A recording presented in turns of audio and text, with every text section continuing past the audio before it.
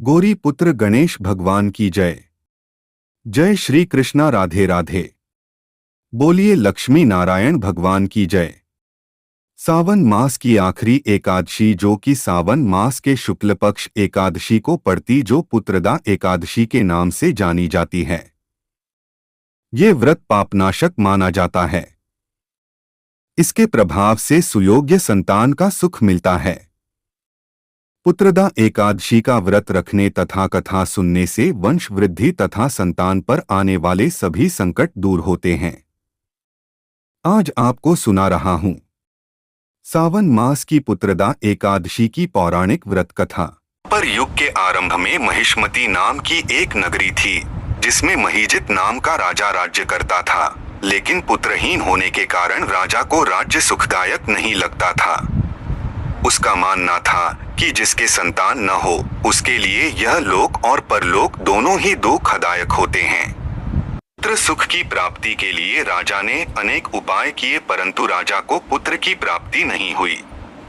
वृद्धावस्था आती देखकर राजा ने प्रजा के प्रतिनिधियों को बुलाया और कहा, हे प्रजाजनों, मेरे खजाने में अन्याय से उपार्जन किया हुआ धन नहीं है। न मैंने कभी देवताओं तथा ब्राह्मणों का धन छीना है। किसी दूसरे की धरोहर भी मैंने नहीं ली। प्रजा को पुत्र के समान पालता रहा। मैं अपराधियों को पुत्र तथा बांधवों की तरह दंड देता रहा। कभी किसी से घृणा नहीं की। सबको समान माना है। सज्जनों की सदा पूजा करता हूं।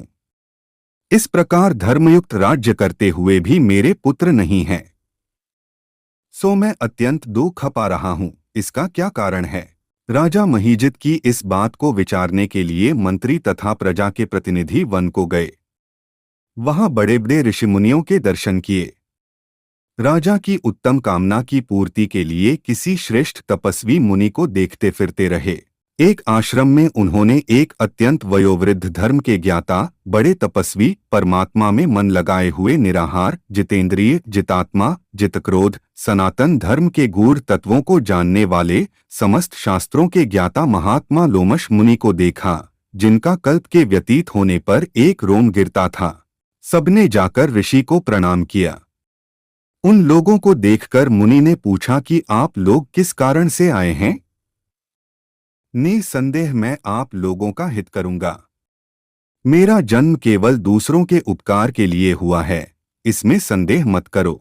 लोमश ऋषि के ऐसे वचन सुनकर सब लोग बोले, हे महर्षि, आप हमारी बात जानने में ब्रह्मा से भी अधिक समर्थ हैं। आप हमारे इस संदेह को दूर कीजिए। महिष्मतीपुरी का धर्मात्मा राजा महिजित प्रजा का पुत्र के समान पालन करता है, फिर भी वह पुत्रहीन होने के कारण दुखी है। उन लोगों ने आगे कहा कि हम लोग उसकी प्रजा हैं, उसके दुख से हम भी दुखी हैं। आपके दर्शन से हमें पूर्ण विश्वास है कि हमारा यह संकट अवश्य दूर हो जाएगा, क्योंकि महान पुरुषों के दर्शन मात्र से अनेक कष्ट दूर हो जाते हैं। अब आप कृपा करके राजा के पुत्र होने का उपाय बतलाएं। यह वार्ता सुनकर ऋषि ने थोड़ी देर के लिए नेत्र बंद किए और राजा के पूर्व जन्म का वृत्तांत जानकर कहने लगे कि यह राजा पूर्व जन्म में एक निर्धन वैश्य था। निर्धन होने के कारण इसने कई बुरे कर्म किए। यह एक गांव से दूसरे गांव व्यापार करने जाया करता था। एक समय ज्येष्ठ मास के शुक्ल पक्ष की द्वादशी के दिन मध्याह्न के समय जबकि वह 2 दिन से भूखा प्यासा था, एक जलाशय पर जल पीने गया। उसी स्थान पर एक तत्काल की ब्याही हुई प्यासी गौ जल पी रही थी। राजा ने उस प्यासी गाय को जल पीते हुए हटा दिया और स्वयं जल पीने लगा, इसीलिए राजा को यह दुख सहना पड़ा। एकादशी के दिन भूखा रहने से वह राजा हुआ और प्यासी गौ को जल पीते हुए हटाने के कारण पुत्र वियोग का दुख सहना पड़ रहा है।